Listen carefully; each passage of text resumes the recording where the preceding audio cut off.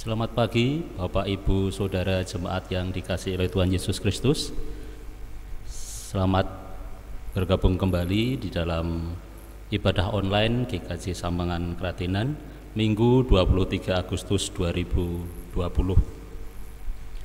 Perlu kami sampaikan kembali bahwa berdasarkan perpanjangan waktu pembatasan kegiatan masyarakat Kota Semarang dan surat edaran Gubernur Jawa Tengah, maka Majelis GKJ Sambangan Kratenan masih mengadakan ibadah minggu di keluarga masing-masing di rumah melalui jaringan internet atau streaming sampai batas waktu yang akan ditentukan kemudian. Majelis GKJ Sambangan Kratenan mengucapkan selamat berbakti dengan hikmat dan penuh sukacita. Jemaat kami undang untuk bangkit berdiri. Marilah kita mulai ibadah hari ini dengan menyanyikan pelengkap Kidung Jemaat 2, Mulia-mulia namanya.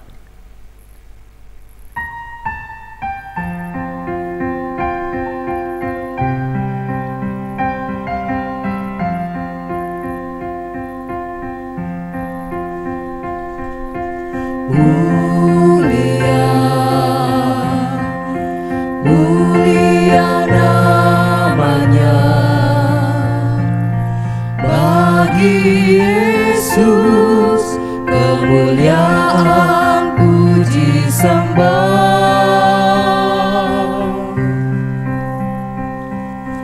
Mulia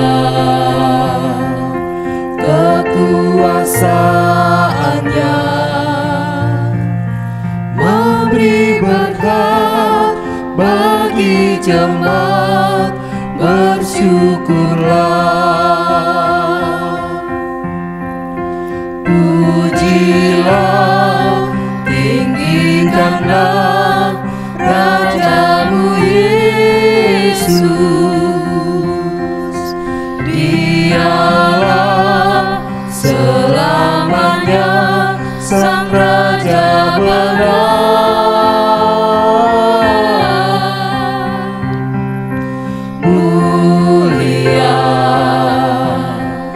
Mulia namanya, Sang Penebus, Maha Kudus, Maha Besar.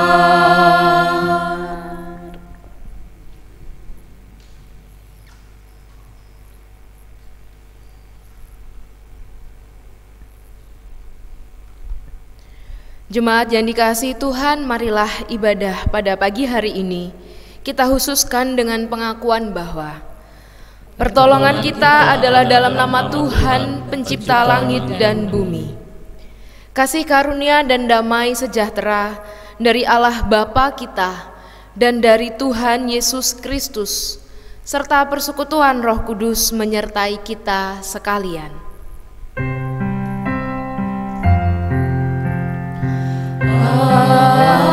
Amin, amin, amin.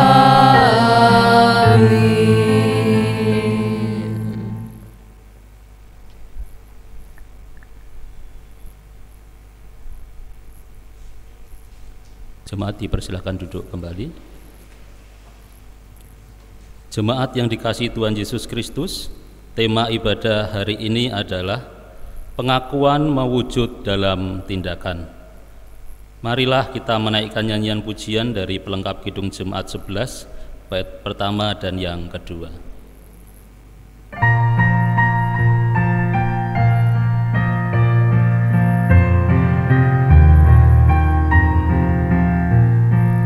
Inilah hari Minggu, hari Tuhan yang kudus. Semua orang percaya bergegas datang ke rumahnya. Dengarkanlah panggilannya, Yesus mengundang engkau. Marilah orang percaya, marilah datang segera.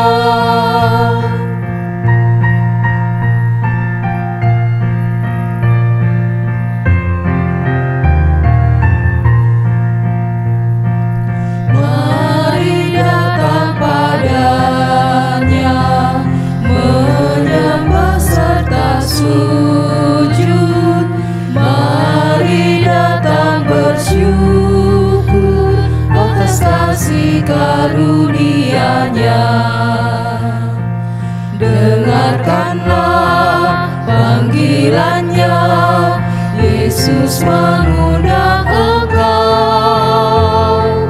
Marilah orang percaya, marilah datang segera.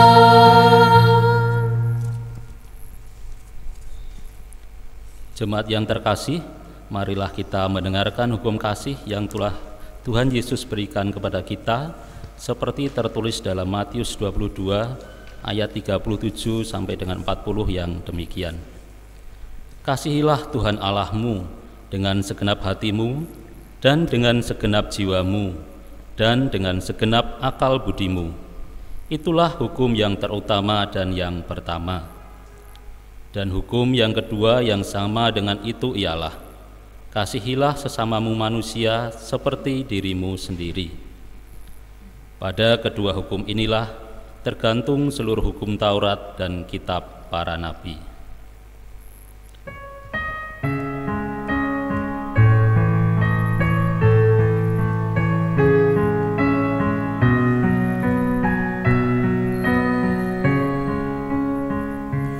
Kasihanilah aku yang lemah, ya Tuhan Maha Kuasa. Hapuskan semua kesalahanku, berilah anugerah.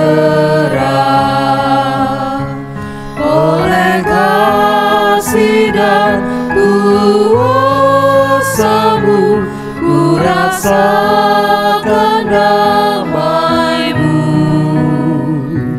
Aku tahu Kau selalu dekat padaku, limpahkan rahmat-Mu.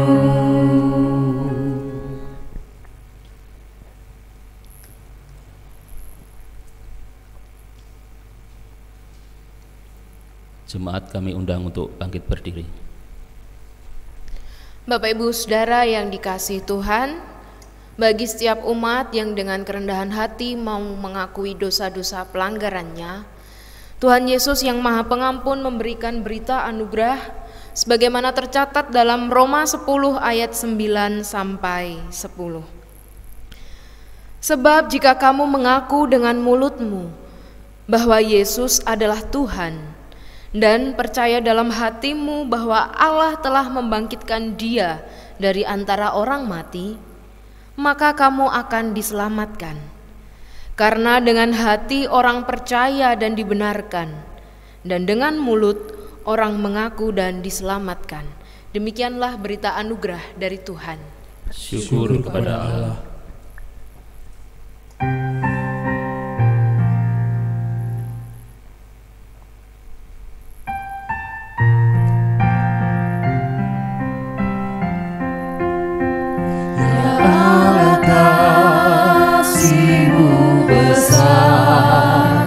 Lebih besar dari segala, tiada terduga dalamnya, tiada terjangkau luasnya. Ya Yesus, kasih-Mu besar, lebih besar dari segala, hidup kekal Engkau beri, dan aku hidup berseri. Dalam doa aku bersyukur atas limpah kasih-Mu. Ajar aku mengasihi-Mu dan sesama manusia.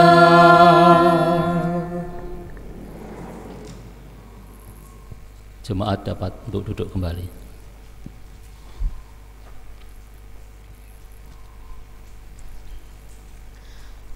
Saudara yang dikasihi Tuhan, sebelum menerima pelayanan firman, marilah kita mohon tuntunan dari Roh Kudus pada saat ini di dalam doa. Mari kita berdoa.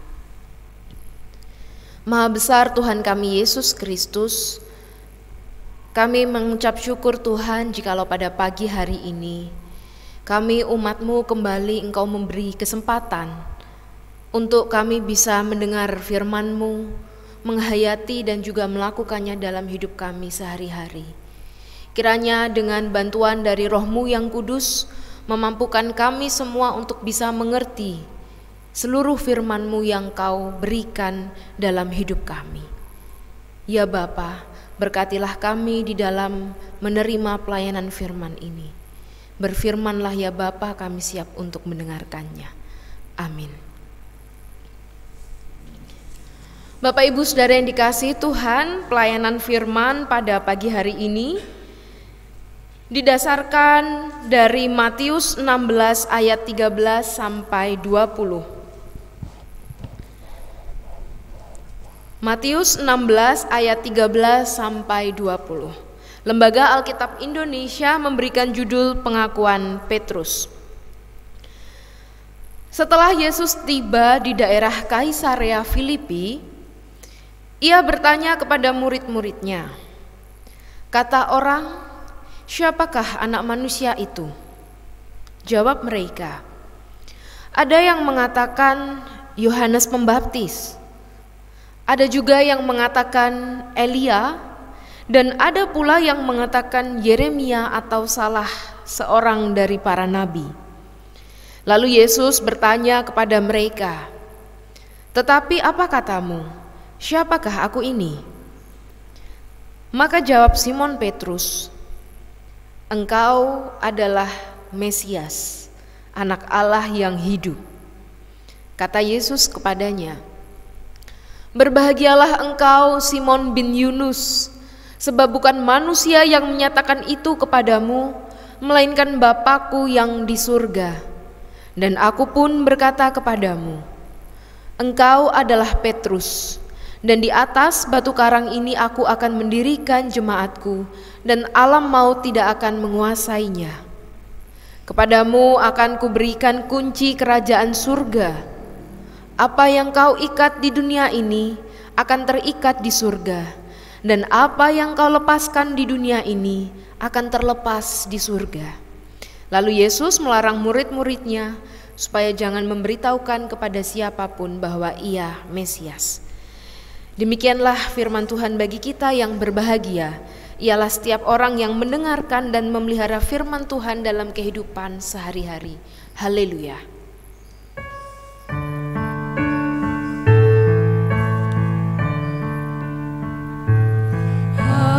Haleluya, amin. Haleluya,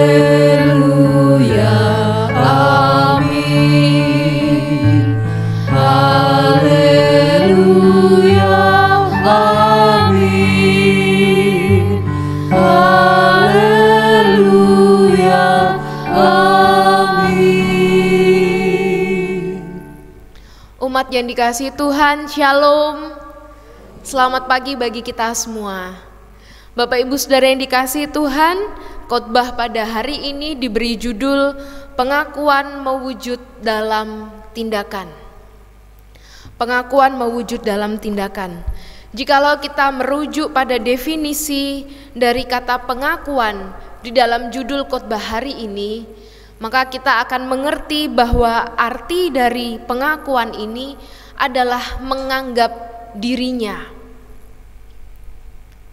Dan pengakuan ini Bapak Ibu Saudara yang terkasih, biasanya hanya sebatas kata-kata saja. Akan tetapi pengakuan ini akan lebih mantap lagi, akan lebih terasa maknanya apabila dibarengi dengan adanya tindakan yang mencerminkan dari pengakuan tersebut. Sebagai contoh, suatu ketika ada seorang bapak. Bapak ini sudah cukup tua dan anaknya tinggal di Jakarta. Kemudian pada suatu hari, anak dari si bapak ini menelpon, menanyakan kabar dari bapak yang dikasihinya ini. "Pak, selamat pagi.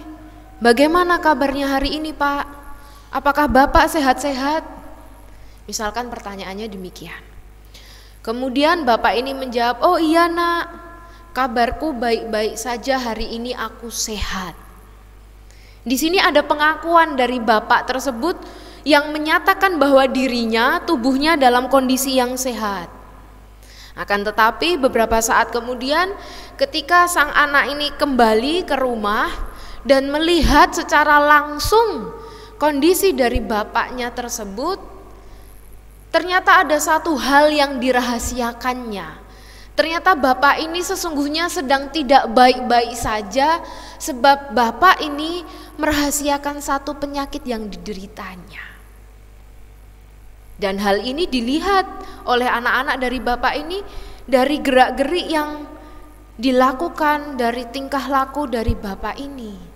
Ternyata apa yang menjadi pengakuan sang bapak berbeda dari tindakan yang dilakukannya. Saudara-saudara yang dikasihi Tuhan, berbicara mengenai pengakuan ini, di dalam Alkitab juga pernah mencatatkan salah satu pengakuan yang disampaikan oleh murid Yesus yang bernama Simon Petrus. Sebagaimana yang ditulis dalam Matius 16 ayat 13 sampai 20. Dalam perikop ini mencatat momen di mana Yesus kembali mempersiapkan para murid-muridnya sebelum pada akhirnya Yesus harus menderita dan menyerahkan nyawanya di kayu salib. Pada saat itu Yesus mengajar kepada para murid mengenai pengenalan yang benar akan siapa sosok Yesus yang sesungguhnya itu. Perlu kita ketahui bersama Bapak Ibu Saudara yang dikasihi Tuhan, sekalipun para murid pada saat itu sudah cukup lama mengikut Yesus, baik dalam perjalanan pelayanannya, mendengar pengajaran-pengajaran dari Yesus yang disebutnya sebagai guru, akan tetapi mereka tidak sungguh-sungguh, mereka tidak benar-benar mengenal siapa sosok Yesus itu sesungguhnya. Dan Yesus mengetahui kondisi dari para murid itu. Oleh karenanya Yesus mengambil satu momen khusus untuk mengajarkan kembali kepada mereka akan kedatangannya, akan sosok Yesus yang hadir di tengah-tengah mereka tersebut. Dan salah satu bukti ketidakmengertian para murid akan pengajaran Yesus bisa kita saksikan bersama.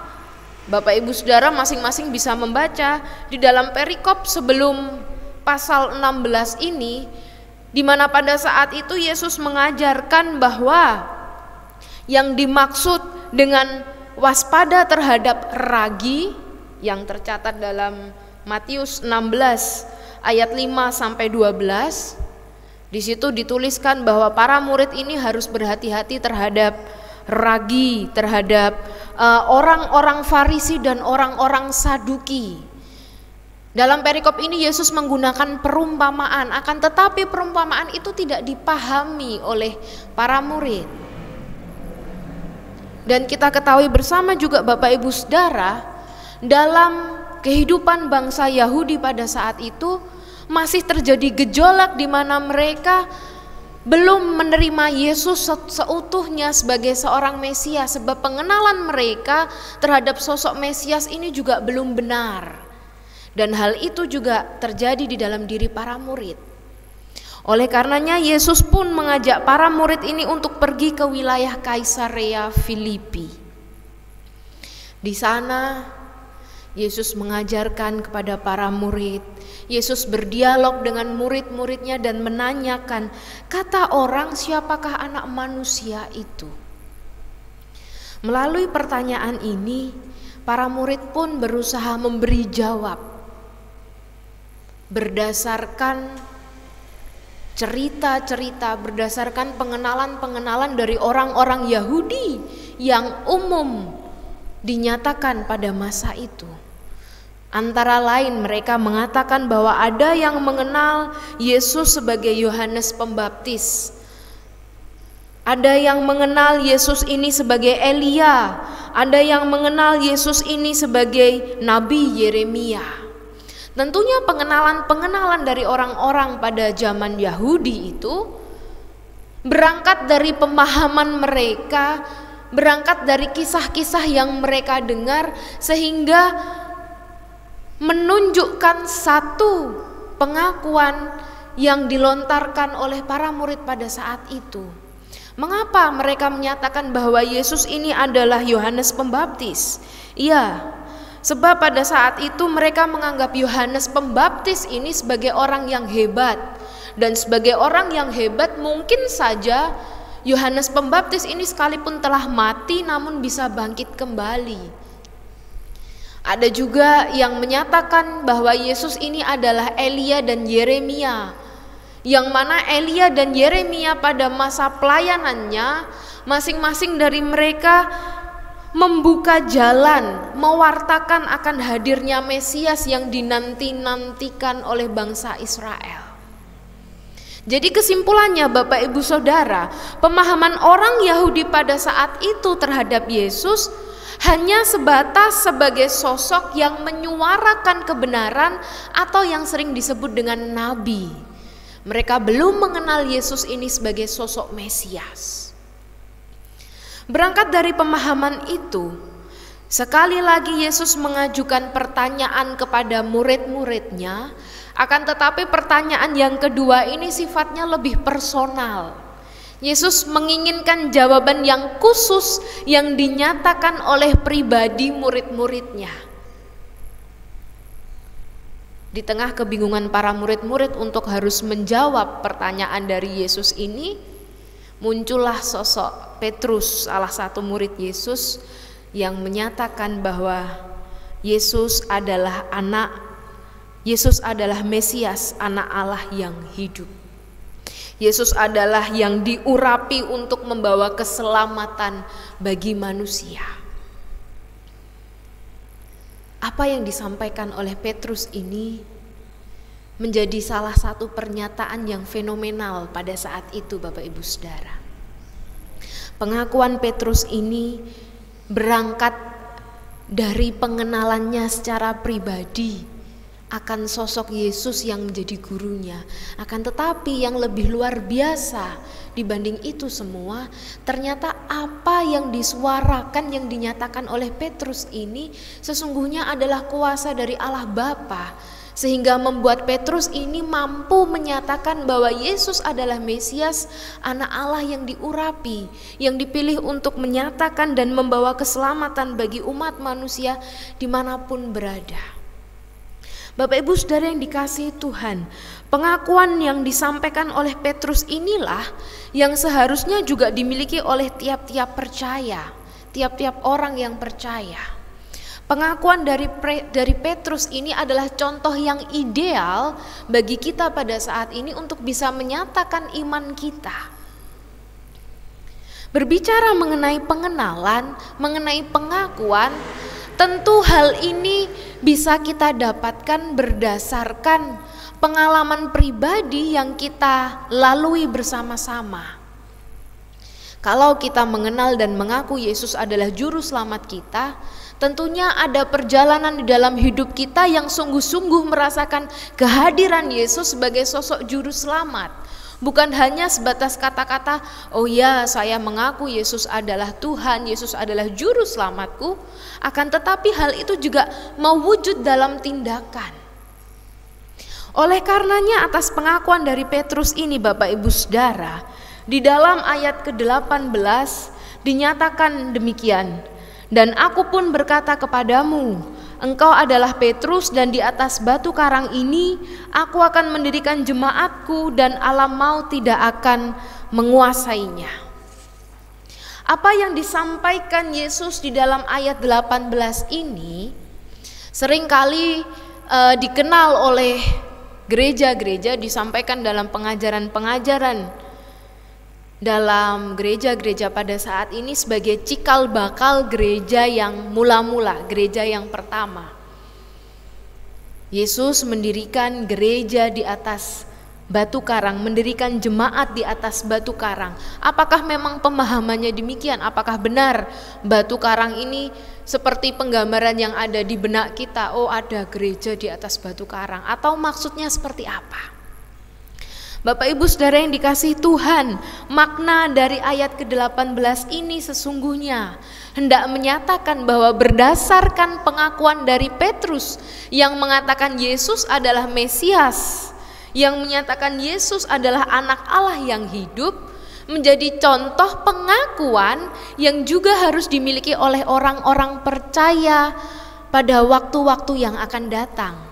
Dan berdasarkan pengakuan dari orang-orang percaya tersebut, terbentuklah gereja yang ada di tengah-tengah kita pada saat ini. Jadi dengan bahasa yang lebih sederhana lagi, gereja bukanlah wujud dari bangunan atau lembaga, akan tetapi gereja adalah kumpulan orang-orang yang mau menyatakan bentuk kepercayaannya dan mewujudkan pengakuannya tersebut di dalam kehidupannya sehari-hari. Dan inilah yang menjadi dambaan, yang menjadi tujuan dan visi Allah hadir di tengah-tengah dunia ini. Menyelamatkan manusia, menjadikan manusia percaya, dan manusia yang percaya ini kemudian mampu menyatakan berkat keselamatan yang telah diterimanya ini lewat sikap hidup sehari-hari. Oleh karenanya Bapak Ibu Saudara, dilanjutkan di dalam ayat ke-19, dikatakan bahwa kepadamu akan kuberikan kunci kerajaan surga, dan apa yang kau ikat di dunia ini akan terikat di surga, dan apa yang kau lepaskan di dunia ini akan terlepas di surga. Apa makna dari ayat yang ke-19 ini? Setelah tadi Yesus mengatakan akan dibangun persekutuan orang-orang percaya dalam ayat ke-18. Dalam ayat 19 ini Bapak Ibu Saudara, atas pengakuan orang-orang yang menyatakan kepercayaannya kepada Allah, menyatakan kepercayaannya bahwa Yesus adalah Mesias ini, diikuti dengan konsekuensi yang harus dilakukan oleh orang-orang yang menyatakan pengakuannya tersebut. Apa konsekuensi orang-orang yang menyatakan pengakuan tersebut? Ya, mereka ternyata harus menjadi pelayan yang akan membuka pintu kerajaan sehingga siapa saja, apapun latar belakang mereka, semua dapat masuk ke dalamnya. Dan orang-orang yang telah menyatakan pengakuannya tersebut harus menjadi pemandu yang bijak dan memimpin persekutuan yang baru tersebut. Artinya, jikalau Bapak Ibu Saudara dan saya pada saat ini sudah menyatakan pengakuan terhadap Allah yang kita percaya, ada tanggung jawab yang kita emban bersama untuk bisa mewujudkan pengakuan itu dengan cara bagaimana? Dengan cara kita bisa membawa orang-orang yang ada di sekitar kita dengan mengajarkan kepada mereka akan kebenaran firman Tuhan, akan kuasa-kuasa dari Tuhan ini, sehingga mereka pun juga menjadi memahami, mengenal sosok dari Yesus tersebut. Inilah yang menjadi tanggung jawab kita bersama selaku orang-orang yang percaya kepada Allah. Dan setelah dialog antara Yesus dan para murid itu terjadi, dalam ayat 20 Yesus menyatakan bahwa para murid ini dilarang untuk memberitakan kepada orang banyak bahwa ia adalah Mesias. Kalau kita memahami ayat ini, mungkin kita akan sedikit bingung. Mulanya Yesus ingin mendengar secara pribadi bagaimana pernyataan dan pengakuan para murid ini mengenai sosok Yesus. Akan tetapi mengapa di akhir perikop ini justru Yesus melarang para murid ini untuk memberitakan bahwa ia adalah Mesias? Ternyata ada satu alasan khusus yang disampaikan oleh Yesus yang melarang para murid ini untuk memberitakan bahwa ia adalah Mesias. Sebab pada saat itu Yesus masih memahami bahwa para murid-murid ini belum benar-benar mengetahui makna dari Mesias itu sendiri. Makna dari kehadiran Yesus yang sesungguhnya menyelamatkan dan membawa perdamaian bagi dunia. Sebab para murid masih terpengaruh oleh pikiran-pikiran dari bangsa Yahudi yang menganggap sosok Mesias ini berarti adalah orang yang datang di tengah-tengah mereka yang akan melawan musuh, yang akan menaklukkan lawan-lawan politik, yang akan membela Israel, yang akan membawa Israel pada kemenangan. Padahal lebih daripada itu, kehadiran Yesus membawa perdamaian yang lebih konkret, perdamaian yang tidak saja mendamaikan satu umat dengan umat yang lain, tetapi perdamaian yang lebih mendalam maknanya. Untuk itu Bapak Ibu Saudara, berdasarkan perikop ini ada satu hal yang bisa kita pahami bersama, bahwa yang dinamakan dengan pengakuan itu terbentuk dari proses mengenal yang tidak sebentar, membutuhkan waktu yang lama, membutuhkan hari demi hari, waktu demi waktu. Dan itu juga menuntut tanggung jawab dari kita orang percaya untuk bisa menyatakan pengakuan tersebut. Kalau pada saat ini Bapak Ibu Saudara mengaku Yesus adalah juru selamat kita, tentunya tidak serta-merta setelah kita lahir terus kita mengaku, oh ya Yesus ini adalah juru selamat. Tapi ada proses kita mengenal terlebih dahulu, mulai dari pengajaran-pengajaran di gereja, pengajaran dari orang tua, dari keluarga, selanjutnya dari proses-proses di mana kita mengenal melalui pembacaan firman Tuhan, bahkan merasakan sendiri kehadiran Yesus di dalam hidup kita. Peristiwa-peristiwa inilah yang membuat kita pada akhirnya bisa mengakui bahwa Yesus ini adalah juru selamat kita. Dan tentunya hal itu juga harus disertai sekali lagi dengan sikap hidup kita. Bapak Ibu Saudara yang dikasihi Tuhan, berbicara mengenai pengakuan terhadap Tuhan di sekitar kita, tidak bisa dipungkiri ada banyak hal, ada banyak sebutan-sebutan, pengakuan-pengakuan yang muncul di sekitar kita dan mungkin satu dengan yang lain berbeda. Contohnya, ada yang menganggap Tuhan sebagai penolong, sebab pengalaman hidupnya pernah merasakan kalau Yesus ini menolong ketika ia mengalami kesulitan dalam hidup. Ada juga yang menganggap Tuhan ini sebagai sahabat yang sejati, sebab merasakan kehadiran Tuhan sebagai sosok yang mendengar dan melipur, baik di dalam suka maupun duka. Ada juga mungkin di dalam istilah Jawa, dalam bahasa Jawa, menganggap Tuhan ini sebagai Gusti, yang artinya menempatkan Tuhan sebagai sosok yang khusus, yang paling atas, yang patut disembah. Ada bermacam-macam pengakuan yang bisa kita deklarasikan. Akan tetapi beragam pengakuan tersebut tentunya juga harus disertai dengan sikap-sikap yang menunjukkan pengakuan kita tersebut. Dan terlepas dari beragam pengakuan itu, misalkan ada yang mengaku Tuhan sebagai juru selamat, mengaku Tuhan sebagai sahabat, mengaku Tuhan sebagai penolong dan sebagainya. Sikap-sikap hidup itulah yang mengikuti pengakuan-pengakuan kita itu yang harus nampak dalam kehidupan kita sehari-hari. Apakah kita mengaku Tuhan sebagai penolong kita akan tetapi kita lupa untuk mengucap syukur? Apakah kita mengaku Tuhan adalah Bapa, akan tetapi hidup kita tidak mencerminkan sikap hidup anak-anak Tuhan? Tentu bukan demikian. Tentu sebagai orang yang sudah percaya, kita akan berusaha menunjukkan bagaimana sikap hidup yang mengaku Tuhan sebagai juru selamat kita. Dan jikalau hidup adalah proses mengenal, sebagai orang percaya tentunya proses yang dimaksud adalah mengenal Tuhan kita Yesus Kristus. Dan pengakuan tersebut harus senantiasa kita pupuk, harus senantiasa kita pelihara. Bagaimana wujud kita memelihara pengakuan kita tersebut? Ada banyak hal yang bisa kita lakukan Bapak Ibu Saudara. Kita bisa melihat, kita bisa mencontoh, kita bisa menghayati pengajaran-pengajaran Yesus seperti dalam hal mengasihi, dalam hal mengampuni, dalam hal bersikap terhadap orang lain tanpa merendahkan dan membedakan, berbagi tanpa pamrih dan lain sebagainya. Ketika kita mampu mencontoh, meneladani apa yang ajarkan dan disampaikan oleh Yesus itulah kita akan ikut dalam pengenalan yang lebih pribadi dan membawa kita untuk bisa mengaku lebih dalam lagi bahwa Yesus adalah satu-satunya juru selamat kita.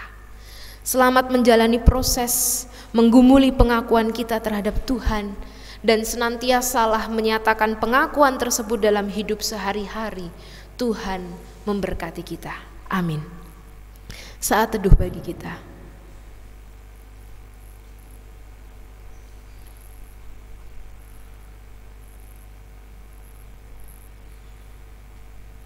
Saat teduh cukup.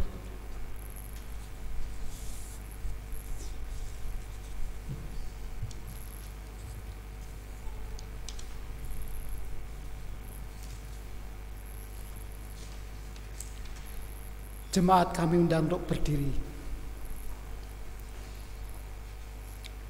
Bersama dengan umat Allah di segala masa dan tempat, kita mengingat pengakuan kita menurut pengakuan iman rasuli yang demikian. Aku percaya kepada Allah Bapa yang Maha Kuasa, Khalik langit dan bumi, dan kepada Yesus Kristus, Anaknya yang tunggal Tuhan kita, yang dikandung daripada Roh Kudus, lahir dari anak darah Maria, yang menderita di bawah pemerintahan Pontius Pilatus, disalibkan, mati dan dikuburkan, turun ke dalam kerajaan maut.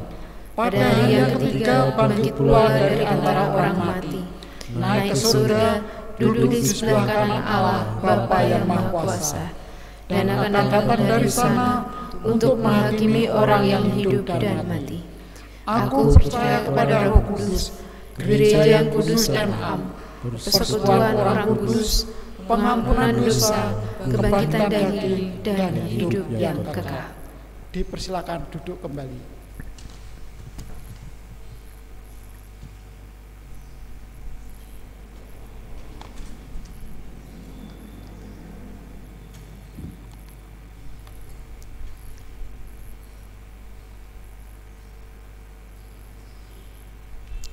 Jemaat yang dikasihi Tuhan, marilah kita berdoa.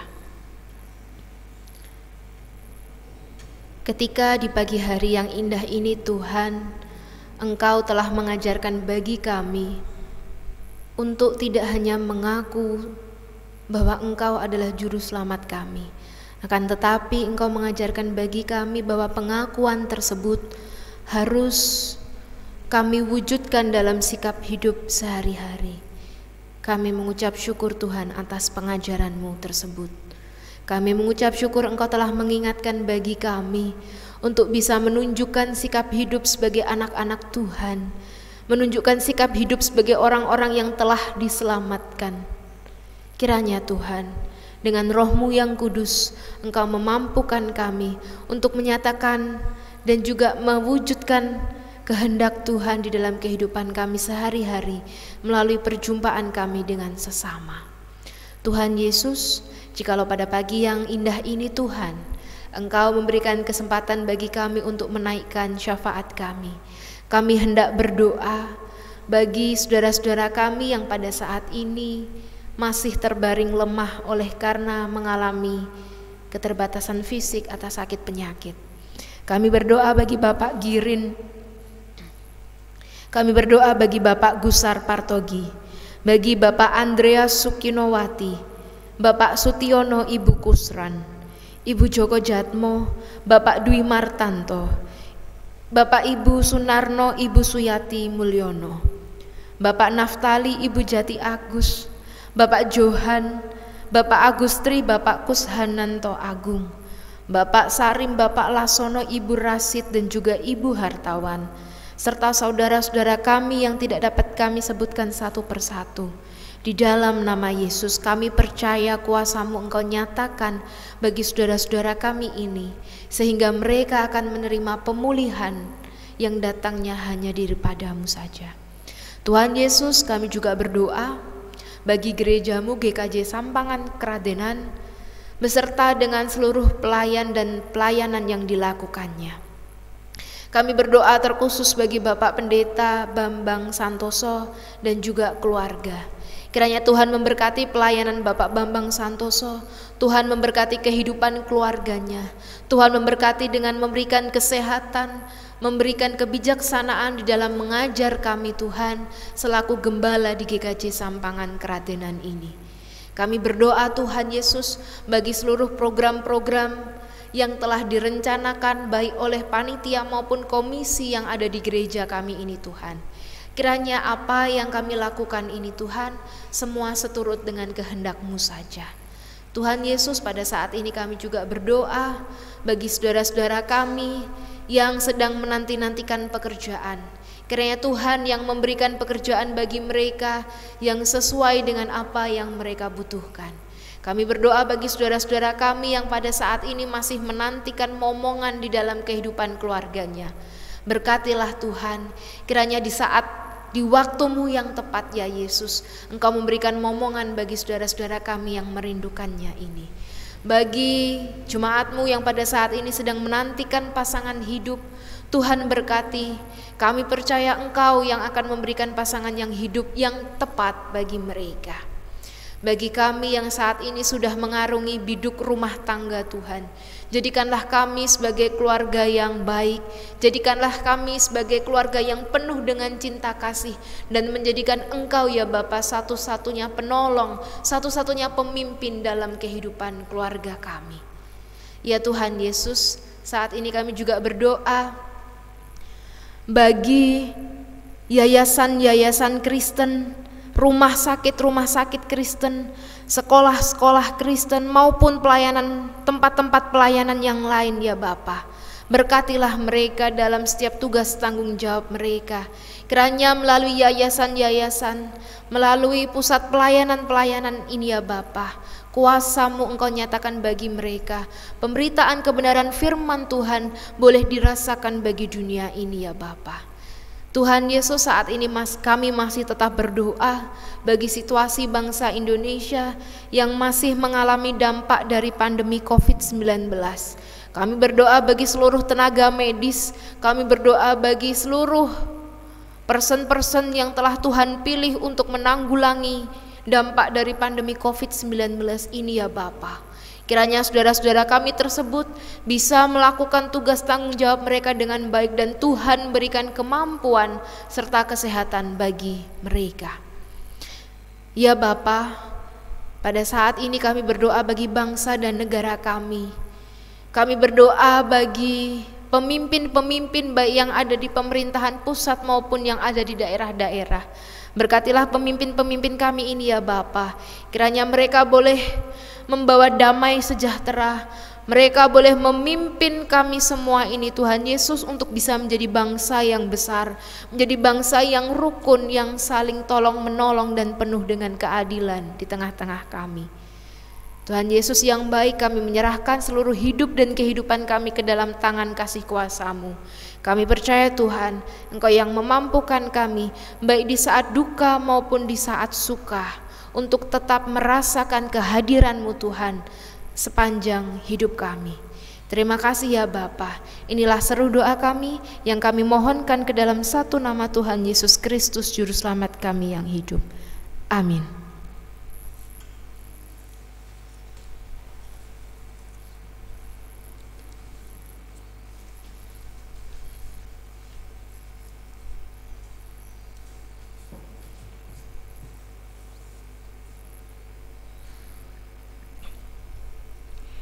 Bapak Ibu Saudara, tibalah bagi kita untuk mengaturkan persembahan yang didasari dari Maleakhi 3 ayat 10 yang demikian: bawalah seluruh persembahan perpuluhan itu ke dalam rumah perbendaharaan, supaya ada persediaan makanan di rumahku, dan ujilah aku, firman Tuhan semesta alam.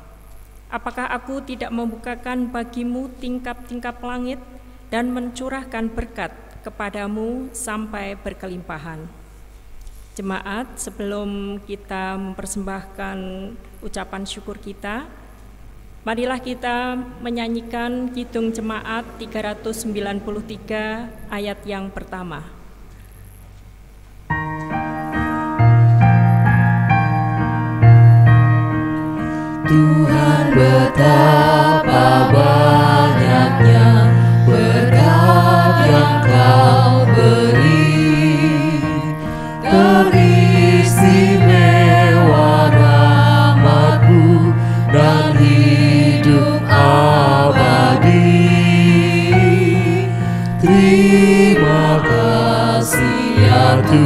Tuhanku, atas keselamatanku.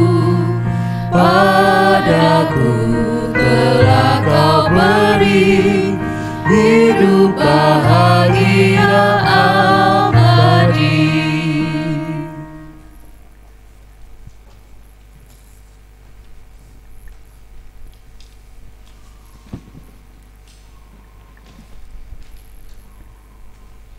Jemaat, kami persilahkan berdiri.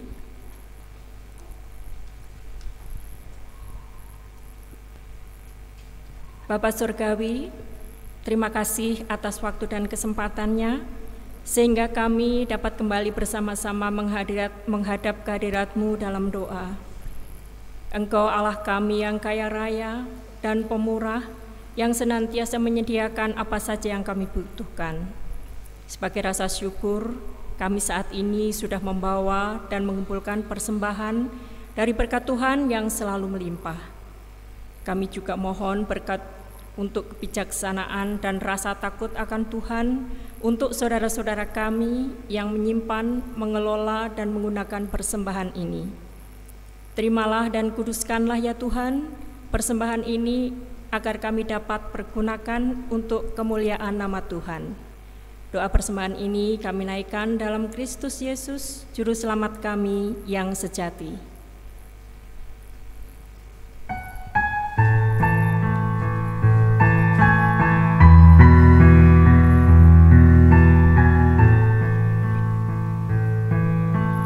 Bapa kami yang di surga, dikuduskanlah nama-Mu, datanglah kerajaan-Mu, jadilah kehendak-Mu di bumi seperti di surga. Berilah kami hari ini makanan secukupnya, dan ampuni salah kami seperti kami ampuni orang yang bersalah pada kami. Jangan membawa kami ke dalam pencobaan, tapi lepaskan kami daripada yang jahat. Sebab Kau punya kerajaan dan kuasa dan kemuliaan selamanya.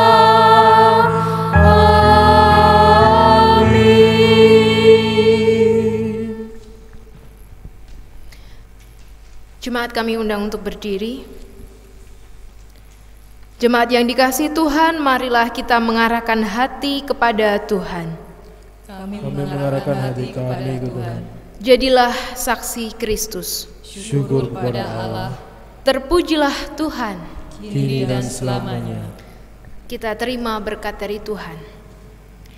Kiranya Allah sumber pengharapan memenuhi kita dengan segala sukacita dan damai sejahtera dalam iman kepada Allah, sehingga kita berlimpah-limpah di dalam pengharapan oleh kuasa Roh Kudus, sekarang sampai selama-lamanya.